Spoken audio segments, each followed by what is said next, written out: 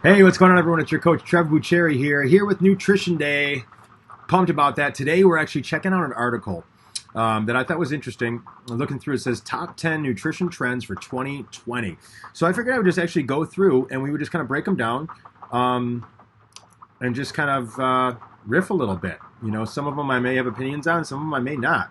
But I'm really interested to see this. So prebiotics are the new probiotics. So probiotics are basically bacteria that already exist, while prebiotics have been in the shadow from the living bacteria themselves. So prebiotics basically promote the growth of beneficial bacteria. So they're basically pre the probiotics is pretty much is what they are. Um, so now there's a new appreciation for these behind the scenes players for their roles in improving the gut microbiome.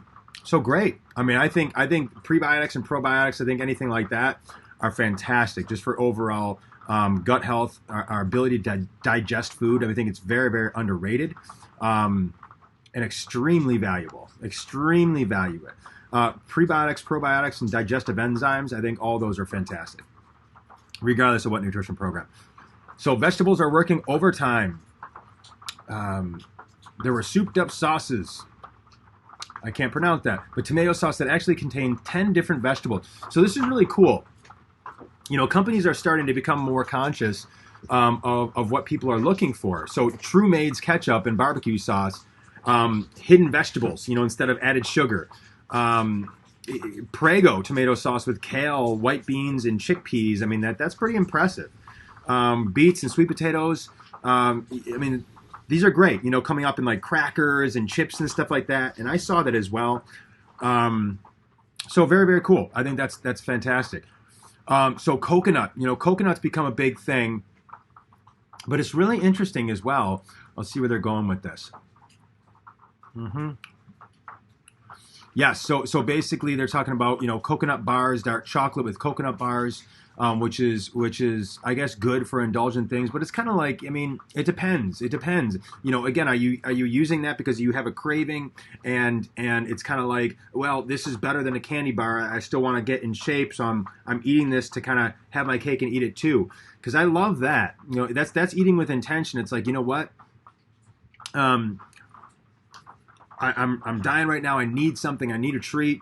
Boom, there it is right there. Or you know what? If I can have one of these every day, then that's all I need. That's all I need. I think something like that is awesome. But it's kind of like at the end of the day, if you want a candy bar, this is not going to taste like a candy bar. Is really what it comes down to. You know, so in many cases, the reason I'm saying that is because when we tend to eat these things, and I'm talking we being me, you know, we're going for a certain, oh, we want the candy bar, so we eat this in substitution, and then it just doesn't do it, so we're kind of on to the next thing. It's really interesting. But anyways, the whole idea was, you know, coconut cream, it's been used for many things, but plant-based yogurts. And they're really saying that it actually has a ton more saturated fat than, say, even regular yogurt. Now, you know, coconut oil, that saturated fat actually digests as an unsaturated fat. Is really how I've learned it. But the thing is that there's a lot of different things in here. There's a lot of different things. Only 2% calcium per serving compared to milk. But here's the other thing too: is that what I've learned is that milk, the calcium in milk and the vitamin D in milk, is undigestible to the human body. So I've heard that as well. So again, you know, as you're reading through different, you know, nutrition things, there's going to be controversy and different opinions, and I like that. I think it's fun, you know, to see what's out there because they're basically saying, is this really better than dairy? You know, but then there's also studies that say, well, dairy is one of the worst things that you can eat because it actually has all three of the macronutrients. It has fat, protein, and carbs in it. That way, when you're eating it, it putrefies in all three ways. So it spoils, it putrefies, it goes rancid, you know, as those three different things do, depending upon which one we're talking about. I think proteins go rancid, carbs spoil, and fats putrefy or something like that. I can't remember the exact detail on it. But, so there's arguments with that as well. So go for it. You know what I mean? It's really your call with coconut stuff. I actually like coconut stuff as well, just because of the fact that it does have a lot of benefits. So say if you're cooking with coconut oil and things like that, I think that's a great thing. you know, as a substitute for olive oil, or you know, if you're saying, hey, well, I'm doing a low oil diet, or a no oil or a very low fat diet as well, that's okay as well. You know, there's places for each of them, you know, because it's like when you're doing a low fat, you're making it up in the carb, you know, is generally the area that we want to be doing it. But many people are also doing it, making up in the protein. You know, their protein is extremely high. So it's interesting. Either way, I know I'm going off on a tangent here, but coconut, in the way that they're saying it here, I guess I agree. I agree. You know, because again, there's studies on the dairy and there's studies on the coconut. You know, so it's kind of like, but there's all these additives in the coconut too. So is it really better? I don't know. You know, allergen free and allergy aware. So that's become a big thing. What are they talking about here? So symbols declaring nut free, dairy free, soy free, and more. This is fantastic. You know, school friendly snacks. This is great. You know, if kids have these things, this is a must for all products. And I know it's logistically more for them, you know, to do that. But wow, I mean, that would just freak me out if I owned a food company and didn't have that taken care of. Metabolic energy bites. 1 minute. Free. Okay. Oh, this is cool. So this PhD mom, good for her. She developed wholesome snack for her kids who have severe food allergies. So beyond the allergen-free products, a company called MeWe created flavored peanut butter packets to introduce to babies 6 months. So basically, so almost like 6-month-old babies, to introduce peanut butter packets to them to help reduce the allergies that kids are developing, the peanut allergies. So that's interesting as well. Didn't really know about that. Puffs are the new chips. You probably know that. You probably saw that. They're basically representing the higher protein and the lower carb variation because they're obviously much lighter. It's cool too because chickpea puffs, veggie puffs, paleo puffs, honey puffs, peanut puffs. It's interesting because we've you know, I have 3 boys here too, so we've gotten into the puffs a bit as well. And there's these things they actually call veggie sticks. Yeah, that's kind of what you're referring to probably as the veggie puffs. And they're potato chips. I mean, like seriously, they are potato chips. You know what I mean? They really are. And if you look at the back, they call them veggie puffs, and they're different colors and stuff. But the main ingredient, the only ingredient is like potato. You know, so it's the same thing. But they're lighter and they're crispy and they're satisfying and they're lighter than a chip, you know. So it's interesting. You know, they've kind of, you know, given away for kids and actually adults to have like the indulgent and have it be a little bit lighter and not as heavy, and you can technically eat a larger amount to the human eye and have it not be as heavy. So cool. Healthy and indulgent mashups here. Oh, this is cool. So a company called Undercover offers chocolate-covered crispy quinoa, described as healthy ingredients in disguise. And other examples include super seeds with dark chocolate and sea salt pumpkin seeds. So those type of things. That's pretty cool. You know, where I'm at, you know, if you checked out my, I think it was maybe last week or maybe it was the week before. I can't really recall. But I talked about the new nutrition that I'm doing now, and really just more eating for intention. And that includes, you know, putting different things in, you know, putting different things than I had been in the past. And it's working out really well. But I will say, eating with intention, I know that eating like a pizza is not really going to get me to my fitness goals. That's my intention. But if I wanted to do a cheeseburger, you know, on a Boston bib lettuce roll, let's just say, that I don't have a problem with, you know. So it's really just a matter of, and this is all choice, and I'm just ranting on this by any means. It's just a matter of, we kind of know that chocolate is not going to get us to where our goals are. That doesn't mean we can't have it, but we need to also be strategic where we plan it.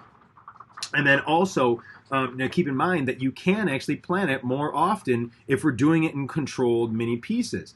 You know, so if we're having, you know, a handful of these twice a week, and that's our indulgent or something like that. And I'm talking if we're trying to get to a goal, if we're trying to move, you know what I mean? then that would be great. 3 times a week, fine. It just needs to be a controlled thing, and we need to really, be aware of that, as opposed to, doing it every single day, multiple times a day. Something like that, even though that this is deemed as a healthy alternative, is certainly not going to be doing you as many favors as you would like it to be, if that's your intention.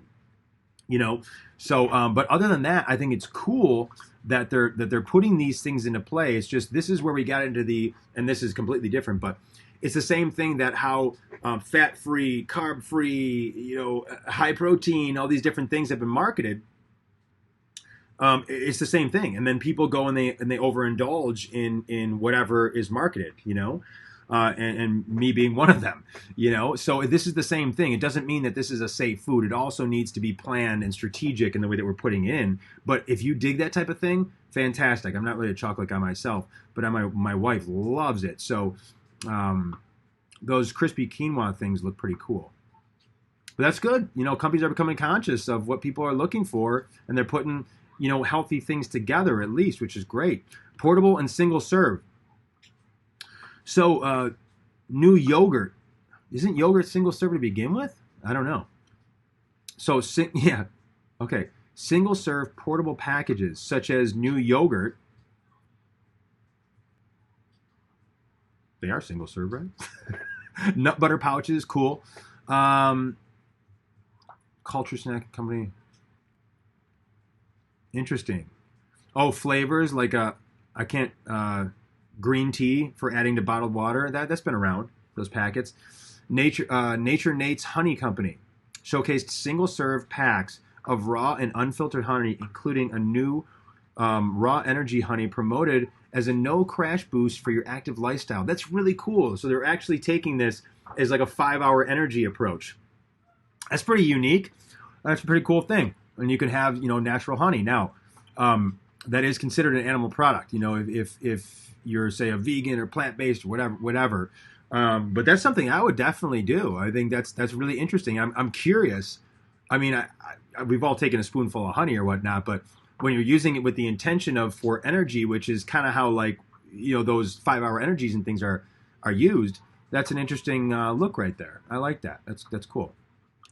Low carb coatings, crumbs, and croutons. That's cool. So cauliflower for pizza crusts. They've actually gotten really good at that, and for coating chicken nuggets as well. The cauliflower additive and I guess you'd say alternative or approach strategy has gotten very good. Dehydrated pea protein was packaged in a shaker for breadless crumbs. That's pretty cool too. Nice. Alternatives for croutons. Croutons made from, puffed quinoa or shrewd food protein croutons. Oh, for keto friendly. Well, that's cool. That's cool. Protein coffees. That's interesting. New stock protein cold brew coffee. Yep, definitely common to see protein called out on the front of labels and things like that. Higher protein pastas with lentils and black beans and edamame and chickpeas, which, by the way, always had the same amount of protein. It was just never marketed. It was just never pointed out. But it's kind of like with the trends, you'll see it be, high in protein or low in carb or whatever it may be, whatever actually suits the trend that's out right now. And with keto being so high, it's high in protein. Is kind of what comes up. Yeah, that's cool.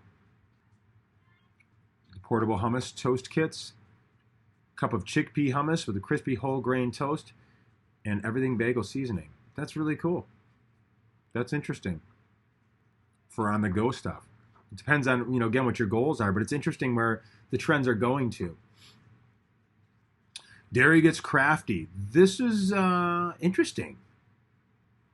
Yeah, in contrast to multiple dairy-free frozen desserts at the expo, whatever, apparently some expo. But Beckon ice cream proudly claimed to be dairy full. Interesting. This lactose-free ice cream. Oh, okay. So it's like lactate milk, just like that. It's made from real milk, but they took the lactose out. Was created by a young woman who is lactose intolerant, but didn't want to give up the real dairy ice cream. Oikos Pro Fuel, new protein-packed caffeinated dairy drink with 25 grams of proteins and 1,000 milligrams of caffeine. Oh gosh, that's kind of interesting. Oh, it sounds gross to me, but hey, I don't know. Cottage cheese is coming on strong. Interesting how these foods go through trends like that. It's almost kind of, they say, becoming the new Greek yogurt. You know, is it kind of making a comeback? I don't really have an opinion on that. I kind of don't like both. I used to like the yogurt that had like the strawberries that you mix in at the bottom and stuff like that, but I can't really get into the Greek yogurt thing, you know. But interesting using it on like say tacos or something like that. You know, that's a cool thing. Good Pasture cultured their or sampled their pasture raised and certified organic cottage cheese, including fruit flavored cups. That's what I'm talking about. And new double cream, 6% fat cottage cheese. You know, again, it doesn't really do much for me. I will say that I have been putting a little bit of cheese, you know, on. I've been putting eggs back in my diet and really testing it out, putting a little cheese in there, and nothing. I feel fine. I feel great, actually. Really good, making great progress. Cottage cheese for me or Greek yogurt would just never fall into it for me. It's not a craving thing for me. And again, kind of for myself, talking about eating with intention, I would only do them plain, you know, with my goals. I wouldn't say, you know, put a fruit flavored cup in there and say yes. You know, instead of getting the sugar from that, I would eat the Greek yogurt and have a small glass of fresh squeezed orange juice. That's more eating with intention I'm talking about. Same amount of sugar, same amount of, you know, protein and stuff like that. It's just a matter of it's not just like white table sugar, which is what's in those fruit cups. You know what I mean? Or the fruit on the bottom, you know? So, but again, my personal opinion on that. So there they are. There's the top 10. Thought that would be interesting to go through. I had fun doing it. Hope you got some great stuff out of it here. Thank you so much for joining me today. Coach Trev Bucheri, you have an incredible rest of your day. Take care.